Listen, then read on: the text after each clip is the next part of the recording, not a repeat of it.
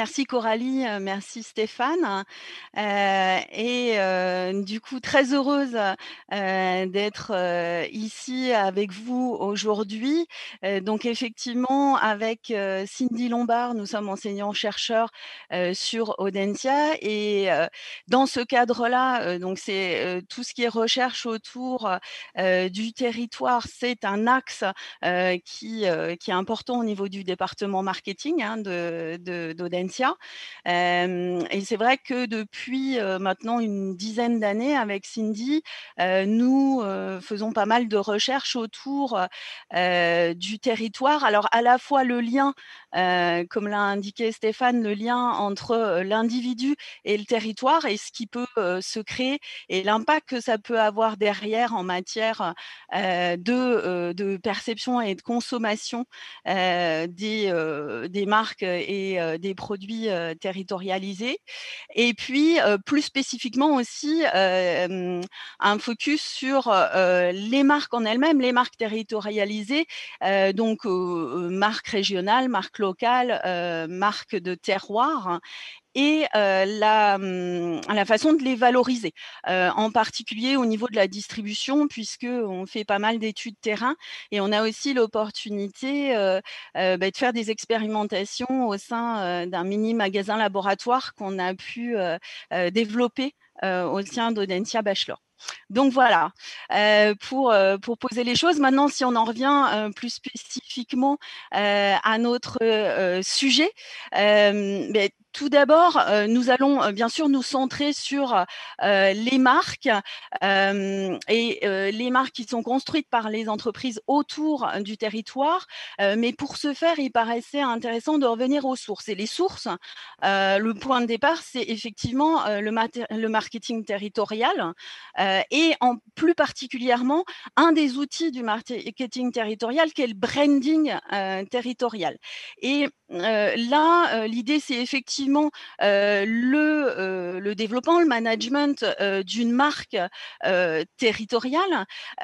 Dans ce cadre, l'idée, c'est, comme tout management, de marque, hein, c'est de travailler à la fois, l'identification, et la différenciation. Donc identification, rendre unique en fait, ce territoire et la marque, territoriale et puis en même temps, et bien le différencier, effectivement, des autres, territoires. Donc pour, au final, essayer d'amener de la part, des cibles qui peuvent être des cibles, endogènes, c'est-à-dire les habitants ou des cibles exogènes où on va être plus sur des touristes, des investisseurs, d'amener, en fait des réactions, en particulier des réactions positives qui vont être de l'implication pour les habitants ou, pour les cibles externes, c'est l'intention de venir, l'intention de visiter, l'intention de s'implanter. Alors donc tout ça, ça va avoir en particulier, pour, socle, un des piliers, ça va être, l'identité du territoire, l'identité territoriale.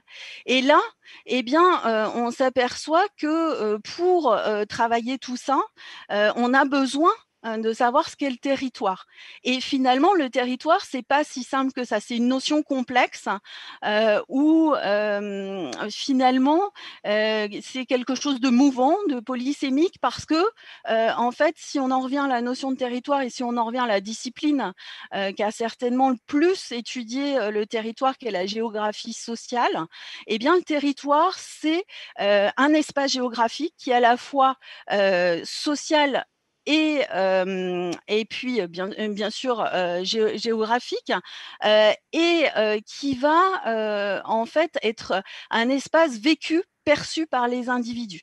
Et à partir de là, eh bien, ce qui va être important, c'est justement de comprendre le lien entre, l'individu, et le territoire et finalement, on va avoir besoin de comprendre ce lien pour, comprendre le territoire et l'identité collective qui peut se construire, sur ce territoire et ce sont ces éléments qui vont devenir en fait les éléments à étudier également, pour les entreprises et puis, les collectivités qui veulent créer des marques, mais également les entreprises qui veulent, créer des marques autour du territoire et là ça a son importance puisque, on voit bien aujourd'hui, qu'on a une vraie tendance, sur, ces produits, et ces marques territorialisées. On a un développement en fait, au niveau de ces marques avec, des tendances, fortes. Si on regarde, on a, une étude Xerfi en, 2020, qui va montrer à quel point c'est un marché porteur, hein, puisque, en 2019, c'est, 40 milliards €, aussi bien sur les produits locaux, les produits régionaux et puis, là, on a mis, différents chiffres, en particulier, des chiffres, alors issus, de Kantar pour montrer qu'il y a une vraie, évolution de la consommation, alors qui existe, qui est pas nouvelle, hein, mais qui s'est accentuée avec, le confinement, sur des produits, qui sont fabriqués, qui sont faits en région. Donc ça, c'est, les sources, Kantar que vous avez. Alors aussi bien pendant le confinement, ça c'est le premier chiffre, 69 des Français, qui vont préférer acheter des produits qui sont fabriqués, produits, dans leur région. Mais on retrouve cette tendance puisque, le 2e chiffre, où là on est à 41 pour privilégier pardon, les produits locaux, de la région, et bien, on est en septembre, donc on est, post-confinement et si on regarde les chiffres aussi pour produits en Bretagne, avec une part de marché, qui est finalement, très importante, alors qui est très importante localement, qui est très importante sur les départements bretons, on a plus de 6 mais qui est importante aussi hors territoire et là aussi on voit, c'est des chiffres d'août, 2020, donc on voit qu'on a une vraie tendance. Alors, ce qui va être, juste, un petit peu compliqué, si, on regarde, les éléments qui sont pris en compte et en particulier, par exemple, sur Kantar, et bien, la terminologie est pas forcément claire parce qu'on va parler, de produits locaux de la région. Donc finalement, on mélange un petit peu le local, le régional et on va voir que c'est souvent, ce qui va se passer. C'est pourquoi, il nous a semblé important, dans un premier temps, donc on va construire, cette présentation en 3 étapes et il nous paraissait important, de commencer par, ce qu'est finalement le produit régional, la marque régionale. Donc un axe plutôt, distribution. On en viendra ensuite, au lien entre l'individu, le consommateur et les marques régionales et puis on passera plutôt, sur, ensuite, l'axe entreprise et voir, le lien, entre, comment se construit la marque régionale, pour, l'entreprise, comment elle travaille et on va voir que la marque régionale, c'est effectivement un levier d'action efficace, pour se développer. Alors tout d'abord, effectivement, on va avoir les clés de lecture, on va dire, pour, ce qui est produit régional, marque régionale et dans un premier temps, on va être sur le produit régional. Alors, là, je vous ai indiqué en fait, 2 définitions pour vous montrer que le périmètre, là encore, est relativement fluctuant. Si on prend la première définition, qui est Albertini-Berini, on est plutôt sur un axe identitaire. C'est-à-dire le, produit régional, c'est un produit, qui renvoie, qui a un fort pouvoir identitaire, alors qui soit emblématique et ça, elle l'inclut, mais ça peut être aussi des produits qui n'ont pas d'histoire, qui n'ont pas de lien avec, le territoire à proprement parler, et pour autant qui vont avoir cet axe identitaire fort, ce qu'on va retrouver par exemple sur les colas régionaux.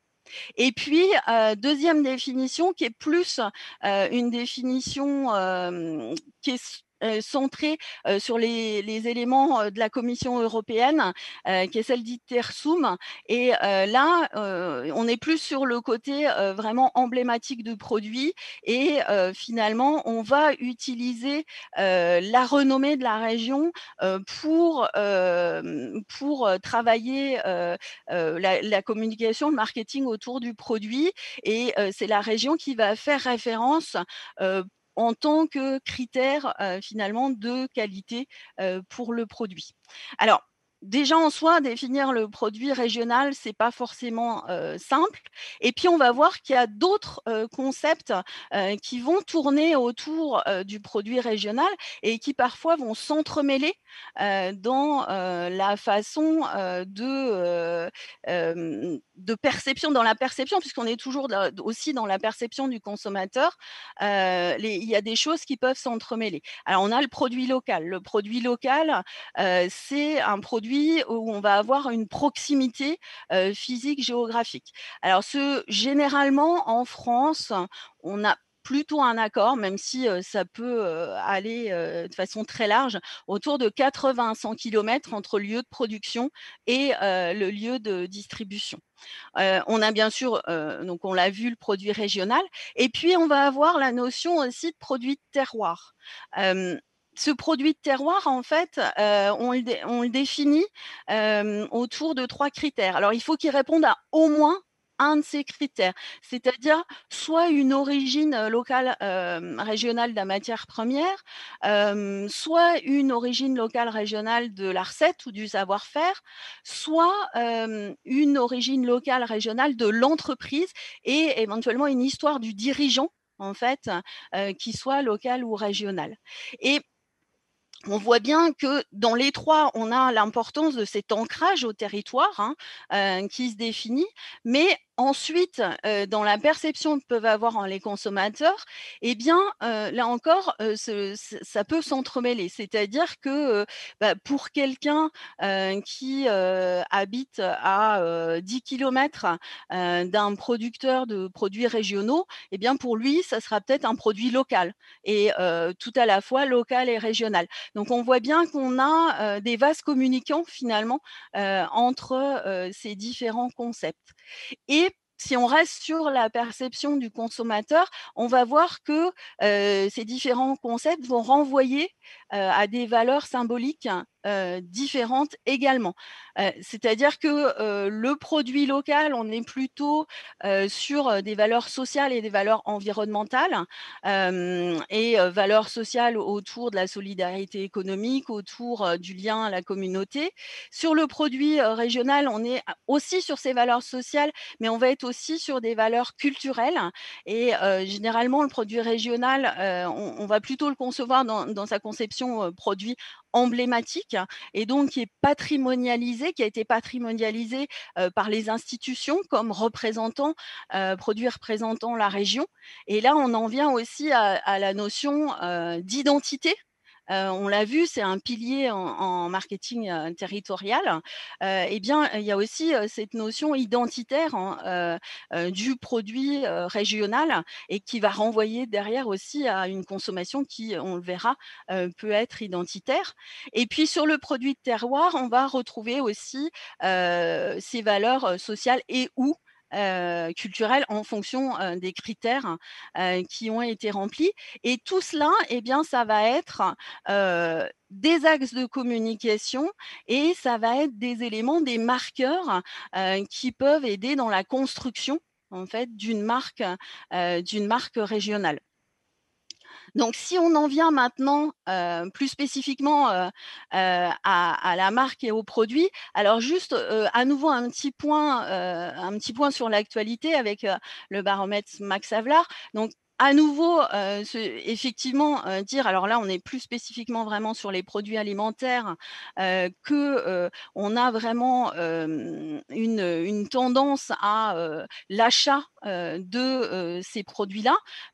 Et là, on va ajouter effectivement, le made in France et on va s'apercevoir, effectivement que les Français, souhaitent acheter du made in France, souhaitent acheter aussi des produits locaux de leur région, et finalement, quand on parle, marque régionale et bien, on va s'apercevoir que, on a des contrastes, sur, les marques régionales, et que finalement ça renvoie, parfois aussi au made in France. C'est-à-dire qu'on a défini donc ça c'est, sur des études qu'on a menées, on a contrasté, on a défini 3 grands types de marques régionales. Des marques régionales, qui sont effectivement des entreprises originaires de la région, mais avec un positionnement national et où on n'a pas de produit qui est spécifiquement une typicité régionale, des entreprises qui sont originaires de la région qui vont avoir un positionnement régional dans leur communication, mais par contre qui n'ont pas non plus spécifiquement de produits avec une typicité qui soit emblématique. Et puis, par contre, on a aussi peut-être l'entreprise à laquelle on pense le plus souvent quand on parle d'entreprise avec des marques régionales, l'entreprise qui est originaire de la région, qui a ce positionnement régional, qui communique autour et qui produit des produits emblématiques de la région. Dans tous les cas, effectivement, c'est l'origine régionale qui va avoir son importance. Donc maintenant, on va en venir au consommateur. Le consommateur dans tout ça et finalement, comment il perçoit la marque régionale. Alors, on a étudié le consommateur et en particulier, on a étudié donc le consommateur et son lien avec plus spécifiquement un territoire qui est la région. Et on a défini un concept qui s'appelle l'appartenance régionale, qui est en fait le lien positif identitaire entre un individu et le territoire régional qu'il s'est approprié. Donc on est à nouveau dans l'idée d'un territoire approprié, d'un territoire perçu, comme je vous en ai parlé tout à l'heure quand on parlait branding territorial et marketing territorial. Alors, ce qui est intéressant dans l'appartenance régionale, alors l'appartenance régionale, il y a 3 grandes dimensions qui vont ressortir dans cette appartenance. Il y a une dimension physique. En fait, c'est, on va dire au niveau des marqueurs, c'est les liens qu'on peut avoir avec, en tant que consommateur, avec le climat, avec les paysages, avec l'architecture et les architectures typiques des lieux. Et puis ensuite, il y a la dimension culturelle. Alors, dimension culturelle, ça va être essentiellement ce qui est beaucoup ressorti, c'est à la fois la culture du langage, donc autour des expressions, autour des accents qu'on peut avoir en région. Et puis beaucoup, parce que peut-être aussi on est en France, puisque cette étude, on l'a faite en France, le côté gastronomie et le lien, les comportements alimentaires qui peuvent être spécifiques et liés à une région. Et puis, dernier élément, bien sûr, aussi une dimension sociale à travers les liens qu'on peut créer avec la communauté.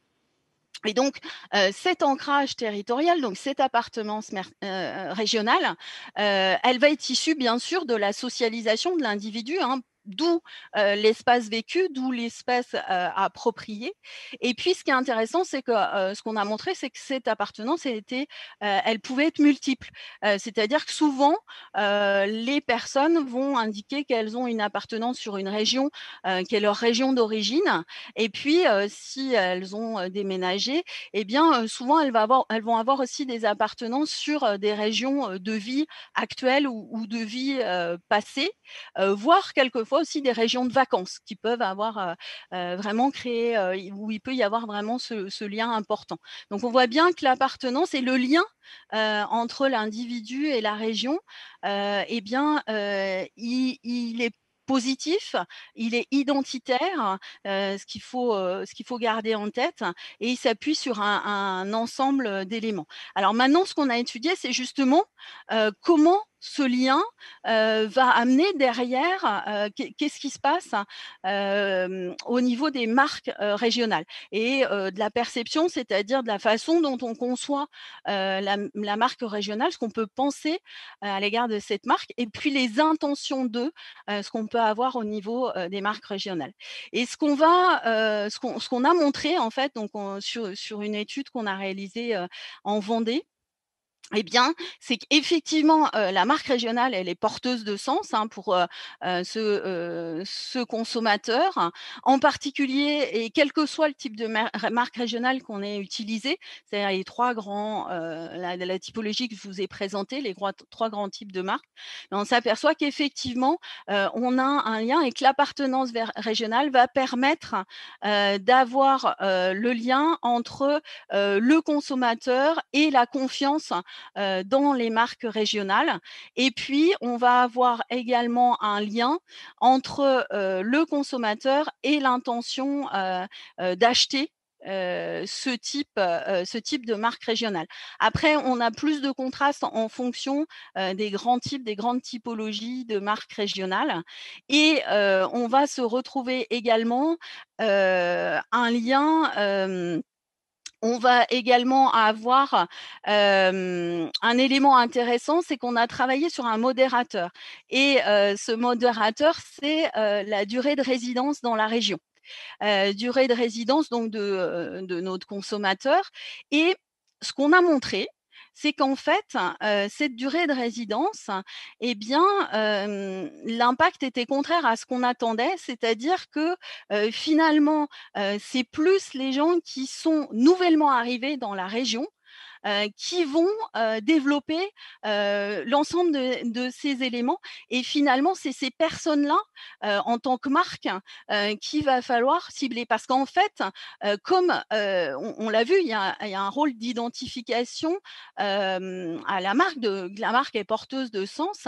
Eh bien, c'est cette marque régionale qui va permettre aux consommateurs de s'intégrer. Et finalement, c'est les consommateurs les plus récents dans la région qui vont développer le plus à l'égard des marques régionales. Donc voilà, je vais passer la main à Cindy. Merci, merci Florence. Alors, en fait, avec Florence, on a quand même regardé pas mal ce qui a été fait sur le lien entre le consommateur et la région.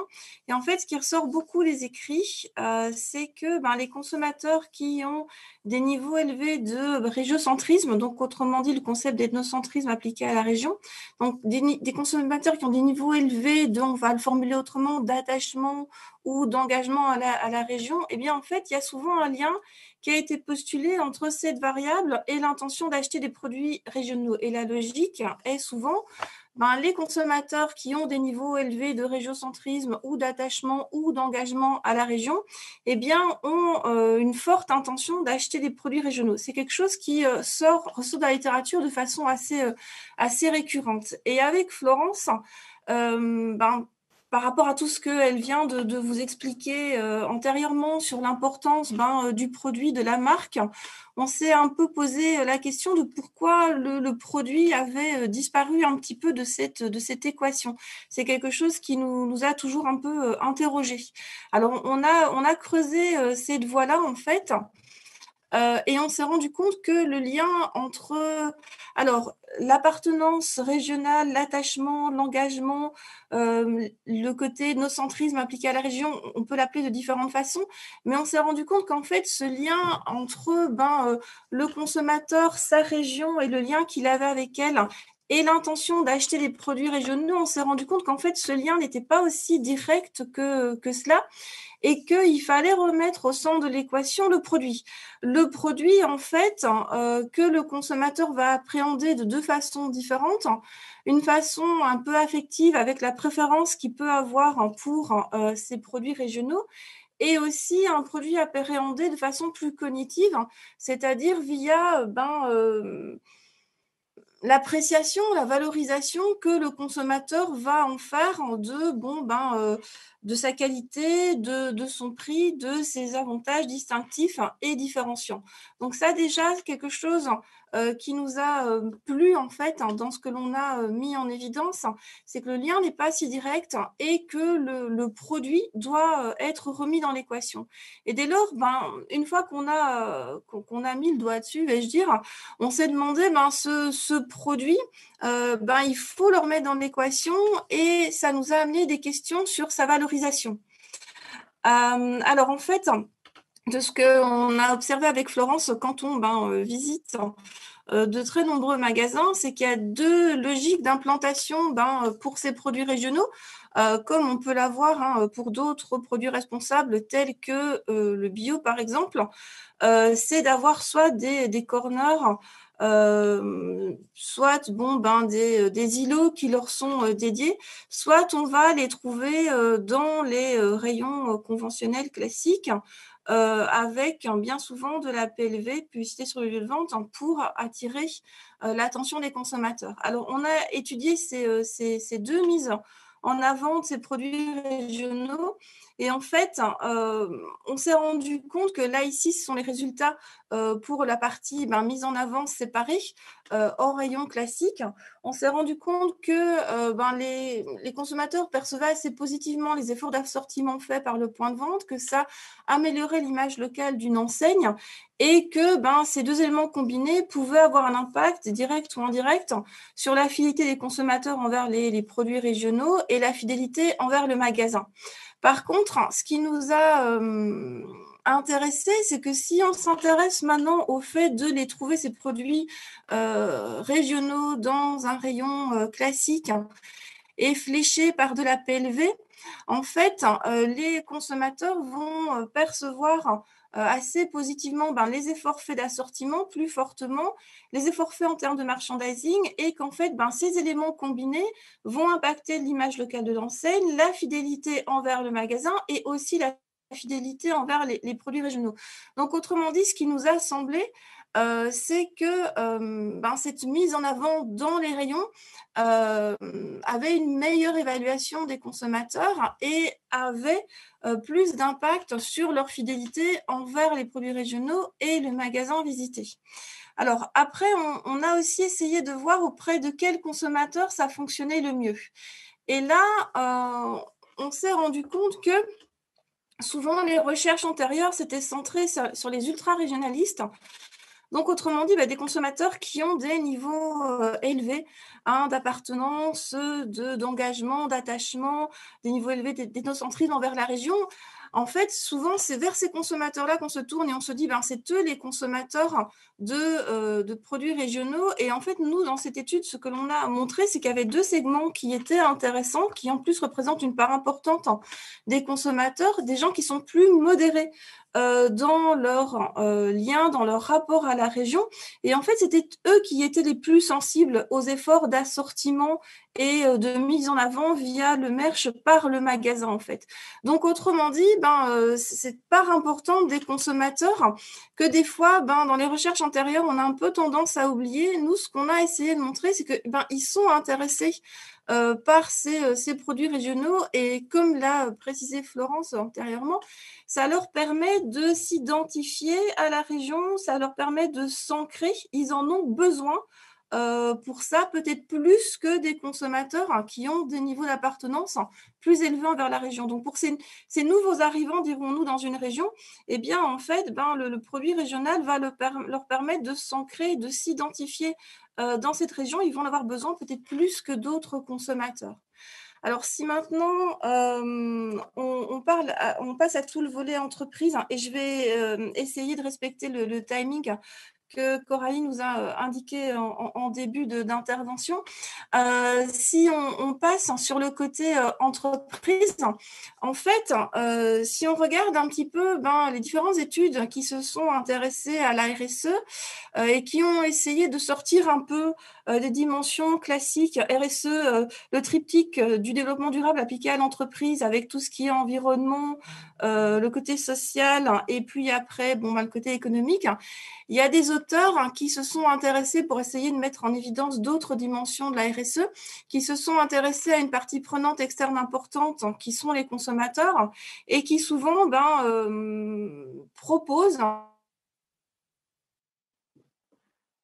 Florence, vous pouvez reprendre la main peut-être ? Oui, je vais donc effectivement, sur la politique RSE, on a des marques qui vont effectivement, enfin les entreprises vont s'apercevoir qu'effectivement, la marque régionale est intéressante et peut être un levier effectivement pour la RSE, parce que ça va permettre aussi d'accompagner les consommateurs responsables autour de ça. Alors par contre, je vais être obligée de partager parce que c'était pas moi qui faisais le partage.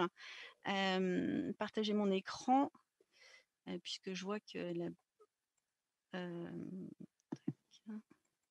je peux faire sinon.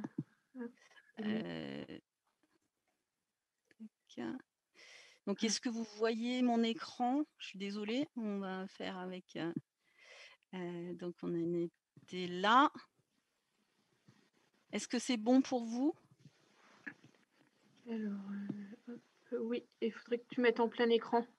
Je suis normalement en plein écran. Bon. Donc, effectivement. Je suis revenue par contre. Ah, tu es revenue. Donc, du coup, j'ai repris le partage. Je te laisse continuer. Merci Florence. J'ai remis en partage. J'ai eu une petite coupure. Donc, autrement dit, offrir des produits de qualité et des informations suffisantes sur ces produits. Et en fait, dans ces intitulés, on retrouve différents produits responsables tels que les produits bio, mais les produits locaux et régionaux qui nous intéressent davantage. Donc très concrètement, ça a été fléché par la littérature comme faisant partie intégrante ces produits responsables, dont les régionaux qui nous intéressent, de la RSE des entreprises. Alors maintenant, si on s'intéresse à tout ce qui est partie consommateur, en fait, on se rend compte que là, j'ai mis quelques auteurs clés, quelques dates plus antérieures, les des débuts en fait, des recherches sur les comportements responsables des consommateurs et des plus récentes. En fait, là, c'est très très clair, les produits locaux, régionaux sont vraiment fléchés comme faisant partie de la consommation responsable des consommateurs et devant les aider à adopter un comportement responsable. Bien évidemment, ici, on est plus lié sur le volet alimentation. Donc, autrement dit, les produits régionaux sont intéressants parce que, de notre point de vue, ils permettent en fait aux entreprises d'exprimer leur politique RSE et ils permettent aux consommateurs d'adopter des comportements responsables.